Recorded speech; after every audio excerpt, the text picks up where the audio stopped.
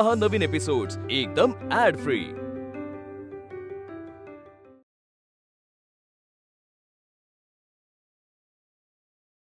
माझ्या वजनाचं सोडून द्या, पण घरातल्या सोन्याचं वजन कमी होतंय ना, त्याचा जरा विचार करा।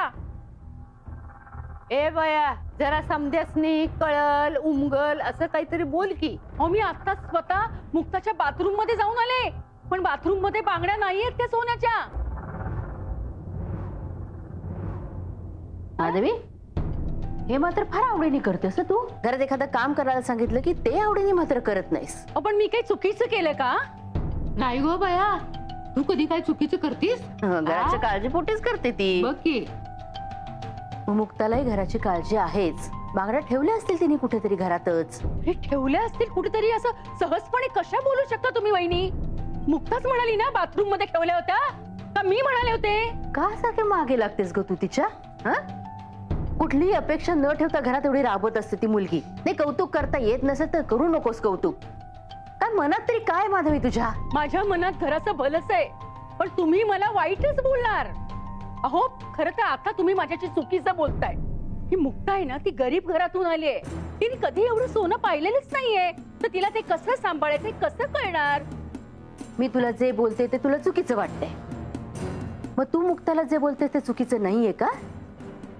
किती मुलगी उलट उत्तर तुला देत नाही म्हणून तुला काही बोलत चालेल? आता ह्या सगळ्या प्रकरणामध्ये तिची गरिबी काढणं गरजेचं होतं का माधवी? पण मी एक मिनिट, मुक्ता कुठनं आले, कशी आहे हे आपल्या सगळ्यांना माहिती आहे। सगळ्यात महत्वाचं काय आहे, आता ती या घरातला एक भाग आहे, या घराची सून आहे। त्यामुळे या घराण्याच्या सुनेला उलट बोललेलं मला चालणार नाही। पण मी बास माधवी, एकही शब्द आता बोलायचा नाही। आणि एवढी कशी का दगडाच्या काळजाची आहेस तू? वहिनी, अहो ती दगडाच्या काळजीची वगैरे काही नाहीये, मुळात तिला काळीजच नाहीये। तुम्ही बोला, फक्त मलाच बोला तुम्ही। इथं माझा अशाने मान राहणार आहे का कोणापुढे? ते मानापानाच्या गोष्टी सांगू नकोस तू। आपला मान ठेवावा ना लोकांनी, यासाठी आपलं वागणं तसंच हाताला असलं पाहिजे।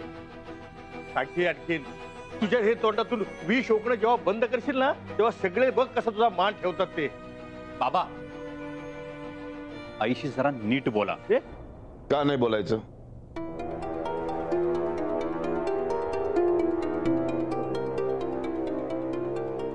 तुझी आई मुक्ताला वाटेल ते बोलते, तिचा सतत अपमान करते, तेव्हा तुझी जीभ का नाही उचकटत रे? आणि आता आईवर आल्यावर लगेच मुलगा आहे होतो माझा, मग आईच्या प्रेमासाठी बोलणारच ना।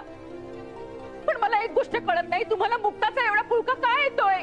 कारण मला भलं बुरं कळतं, चांगल्या वाईटाची जाणीव आहे मला, कळलं ना? मुक्ता सातत्याने या घराचा, या घरातल्या माणसांचा विचार करत असते, सगळ्यांच्या भल्यासाठी धडपडत असते ती। ते दिसत नाही वाटतं तुला? आणि ते दिसत नसेल ना, तर एक तर तू आंधळी आहेस किंवा तू निर्बुद्ध आहेस। सतत बघावं तेव्हा मुक्ताच्या बांगड्या हरवल्यात, मुक्ताने हे केलं, मुक्ताने ते केलं, सतत तिला पाण्यामध्ये बघत असतेस, सगळं घरातलं वातावरण बिघडवून टाकतेस, रात्री अपरात्री आरडाओरडा करून सगळ्यांची झोपमोड करतेस। या घराचा काय कुस्तीचा आखाडा समजतेस? एक गोष्ट लक्षात ठेव, मुक्ताच्या बांगड्या आणि मुक्ता या विषयावर यापुढे कधी बोलायचं नाही तू। बांगड्याच काय, तिच्या अंगावर एकही दागिना नसला तरी मला चालेल, माझा मुक्तावरती पूर्ण विश्वास आहे।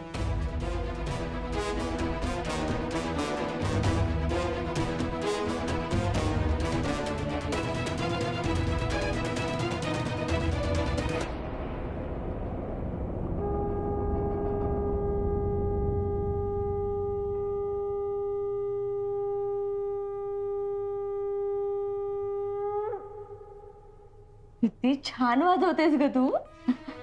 ए, मला पण वाजवायचंय, शिकवतेस? हे बघा, तोंडाचा चंबू करायचा, ओठ असे याला टेकवायचे आणि पोटातून हवा यात सोडायची।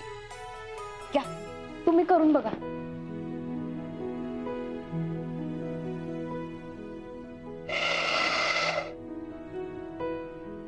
नाही जमत आहे ग। अहो तुम्ही अजून एकदा प्रयत्न करा, असं पोटातून हवा सोडा।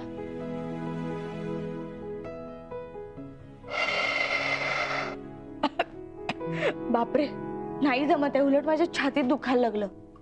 ते तुम्ही बंद केलं ना ते तर तुम्हाला बरोबर जमेल. काय ते? ते नाही का तुम्ही बाहेर गेल्यावर कधीतरी असं ते असं असं करता. असं असं म्हणजे? देवासमोर कसं करून दाखवू? ते सांग ना स्पष्ट. ते हो अच्छा सिगरेट. हा अगं आता नाही घेत मी जास्त, कधीतरी तोडते ओकेजनली. ती तुम्ही बंद केली ना की मग बघा शंख कसा वाचतो. बरं बाई. कसं आहे विज्ञान सांगतो की धूर आपल्या फुफ्फुसांना कमजोर करतो. विज्ञान आणि अध्यात्म आपण मिक्स नको करायला. तू आता मला पूजा पाठ वगैरे शिकव, ठीक आहे? ठीक आहे. आता तुम्ही पूजा तर लईच चांगली मांडली. आता आपण देवीला आधी आंबिडा नेसूया. आंबिडा? व्हॉट? आंबिडा म्हणजे फुलांच्या गजरांची वेणी. ओ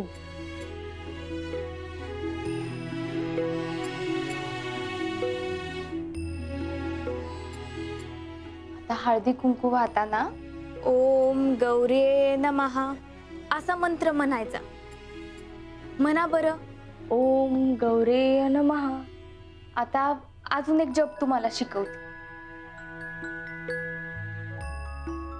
सर्व मंगल मांगल्ये सर्व मंगल मांगल्ये शिवे सर्वार्थ साधिके शिवे सर्वार्थ साधिके शरण्ये त्र्यंबके गौरी शरण्ये त्र्यंबके गौरी नारायणे नमोस्तुते नारायणी नमोस्तुते. आता हे म्हटल्यावर देवीला फुल व्हायचं.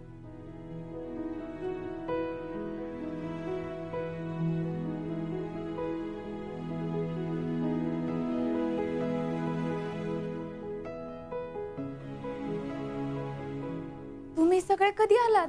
रेणुकाचे रेणुका हे नाव सफल होताना. रेणुकेला पूजापाठ करताना बघून माझ्या डोळ्याचं पारणं फिटलं ग. काय ग मुक्ता, ही पूजा कसली मांडलीस? आता चैत्र महिन्यातील चैत्र गौरीची पूजा शिकवत होते.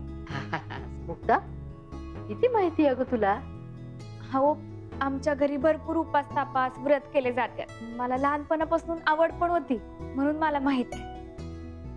रेणुका पूजा अर्चा करते, जप म्हणते, खरंच भाग्याची गोष्ट आहे. नाही म्हणजे याच्यामध्ये मुक्ताचं कौतुक आहेच, पण रेणुका हे सगळं शिकून घेण्याची तयारी दाखवते, त्यामुळे तिचं जास्त कौतुक करायला पाहिजे.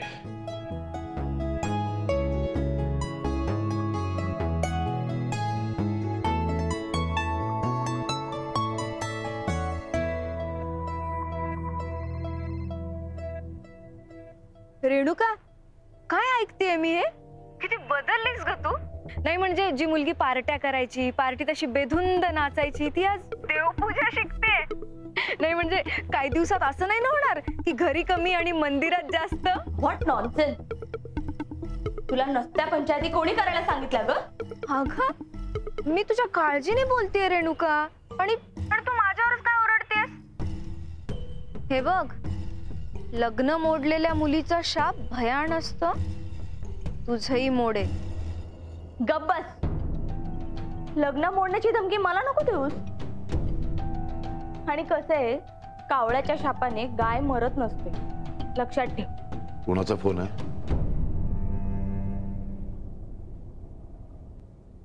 आर्याताई, मला माहितीये तुम्ही बोलताय. अरे बापरे, साक्षात मुक्ता देवी. तुम्ही लग्न मोडणार?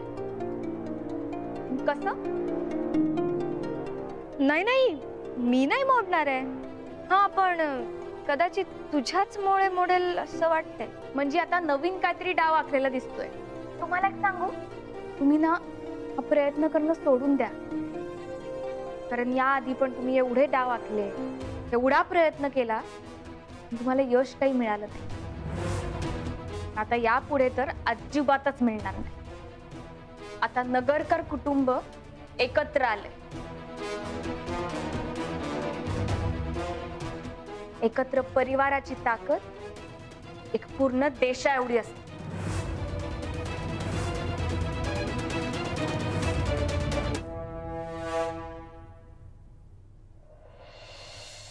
काय म्हणत होते आर्या? काही नाही, नेहमीसारखंच शुभ कार्यात अडथळा आणण्याचा प्रयत्न करत होती. आपण सगळे एकत्र आलोय, रेणुका त्यांचं लग्न होतंय हे त्यांना समजलंय. त्याचा त्रास होतोय तिला खूप. उगाचच प्रॉब्लेम क्रिएट करायला बघतीये ती. मुलगी कधी सुधारणारच नाही. केवळ हिच्या मूर्खपणामुळे प्रतापरावांची आणि माझी मैत्री तुटली. जरा शहाण्यासारखी वागली असती तर आज निंबाळकर कुटुंबाला आपण लग्नाला बोलवू शकलो असतो. पण नाही. मला काय वाटतं हे कार्य ना दोन्ही कुटुंबांना एकत्र आणू शकेल. आपण निंबाळकरांना आमंत्रण द्यायचं का? नाही, ते आले म्हणजे आर्या पण येणार आणि पुन्हा ते सगळं विघ्न आणणार. नको. पहिल्यांदा मी तिला साथ दिली पण आता नाही. मी तिला काहीतरी मदत करतोय असा संशय पण तिला येता कामा नकोच. ते आता नकोच. माझं कुटुंब आता एकत्र आलेलं आहे आणि मला हे माझं कुटुंब एकत्र ठेवायचंय बस. तुम्हाला सगळ्यांना अजून एक गंमत सांगायची. उद्या रेणुकाताई काय करणार आहेत माहितीये? काय? उद्या त्या सराव म्हणून आपल्या सगळ्यांसाठी जेवण बनवणार आहेत. वा, काय सांगतेस? वा, म्हणजे आता आपण सगळे आपापली फेवरेट डिश रेणुकाला सांगू शकतो काय? नाही, मी एवढा स्वयंपाक नाही बनवणार आहे. सगळ्यांसाठी मी कोणती तरी एक भाजी बनवणार. अरे यार, आता याला काय अर्थ? आता प्रॅक्टिस कशी करायची तर एकदम तणक्यात झाली पाहिजे की नाही? हा, त्यामुळे आता मी जातो आणि पटकन सगळ्यांना त्यांची फेवरेट भाजी विचारून येतो.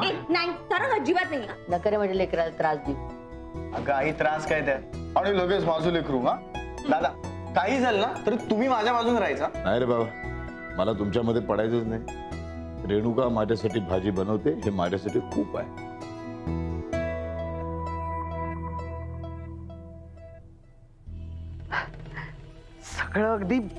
सगळं मनाच्या विरुद्ध होत चाललंय. इथे घरच्यांची एकी होते आणि घरच्यांच्या नजरेत ती मुक्ता म्हणजे देवी होत चालली आहे. तिचा मान इतका वाढत चाललाय की काय विचारूच नको.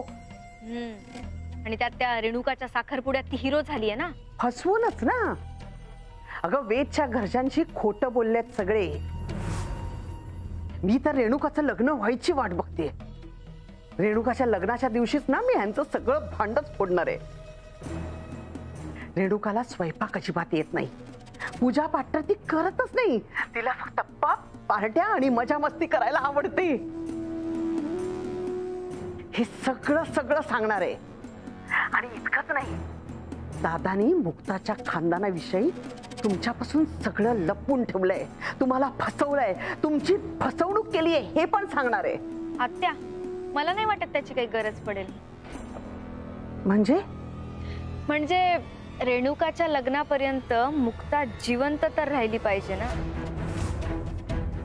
2 दिवसांनी घरात पार्टी आहे आणि रेणुकाच्या लग्नाच्या आधीच नगरकर घरावर दुःखाचा डोंगर कोसळलेला असेल. आत्या, तुम्ही मला विचारलं होतं ना की वेदच्या घरचे पार्टी देणार आहेत, ते तुला कसं कळलं? आणि मी म्हणाले होते की योग्य वेळ आल्यावर सांगेन. आता ती योग्य वेळ आलीये आणि आता मुक्ताला संपवायचा प्लॅन सुद्धा आहे.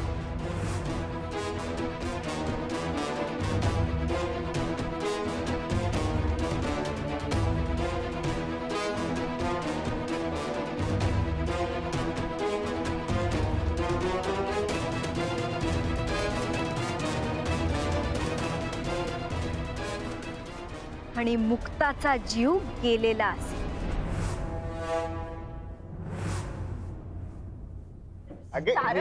अंबिका आत्या, दत्ता मामा, अरे काय करतोय? भाऊ काका, माधवी काकी, युवराज, हो, जया, गायत्री, अरे सगळे बाहेर या. अंबिका आत्या, अरे दत्ता मामा, अरे हा का बोंबलतोय? आर्या मी तुझ्याशी नंतर बोलते. हा, तुझ्या प्लॅन साठी ऑल द बेस्ट. हा, सारंग आवाज देतोय का? हो, तो सगळ्यांना बोलवतोय आम्हाला. ओके ओके, तो काय म्हणतोय ते बघा आणि मला लगेच फोन करून कळवा. हा, नक्की. पण तुझ्या प्लॅन साठी ऑल द बेस्ट. हा,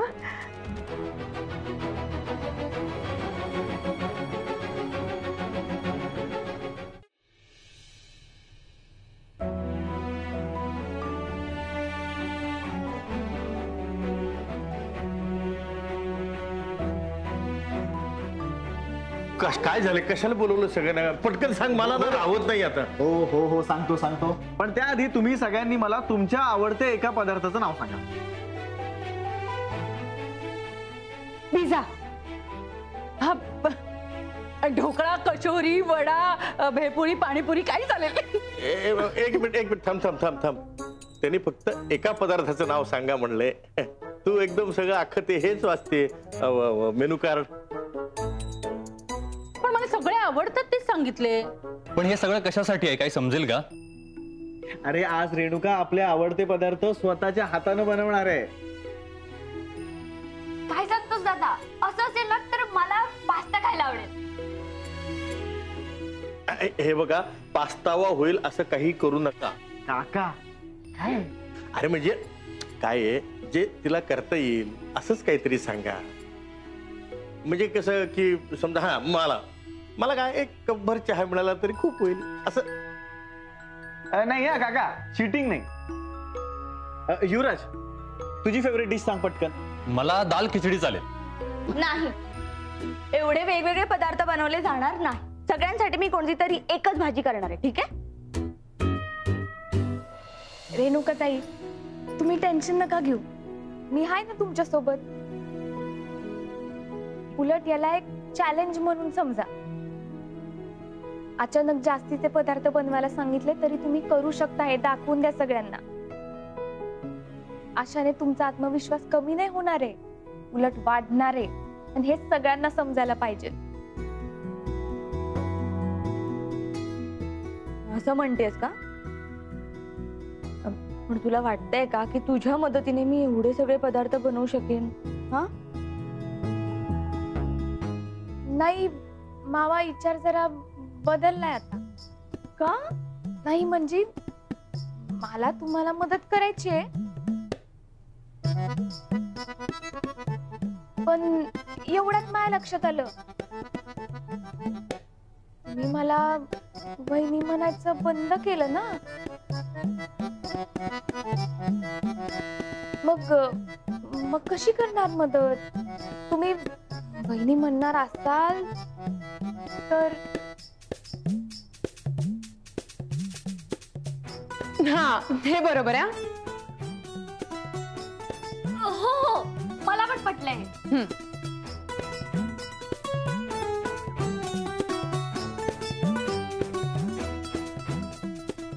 खरंच रेणुका मुक्ताला वहिनी म्हणाली होती का? हो, मग मारलेली ना हाक. नाही, पण मला नाही खरं वाटत आहे असं काही झालं असेल. काय ग माधवी, सदान कदा तुला मुक्ताच खोटं बोलतीय असं वाटतंय वय? म्हणजे काय खोटच बोलते ती? नाही म्हणजे दादा एक वेळ भुलेल मुक्ताला, पण रेणुका शक्यच नाही. नाही, आणि म्हणजे कसं आहे ना की रेणुकाला माहितीये तिची जागा काय आणि मुक्ताची जागा काय. आता थोडाफार स्वयंपाक शिकवला मुक्तानी म्हणून काय मोलकरणीचा गुरु करणार नाहीये ती.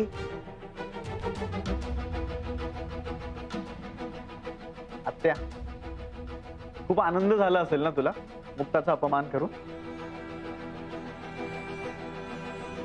सारंग, जाऊ दे, स्वभावाला औषध नसतं. वहिनी बरोबर बोललीस तू, स्वभावाला औषध नसतंच, पण गरिबीला श्रीमंत होण्याचं औषध बरोबर सापडलंय.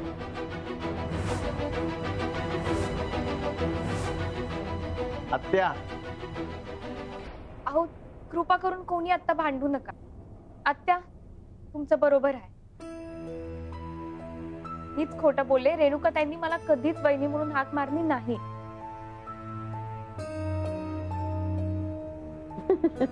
म्हटलं ना, आपला अंदाज कधीच चुकणार नाही.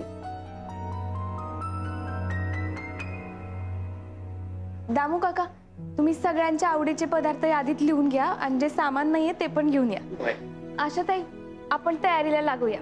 वय ते सगळ्यांनी आपल्या आवडीचे पदार्थ सांगा.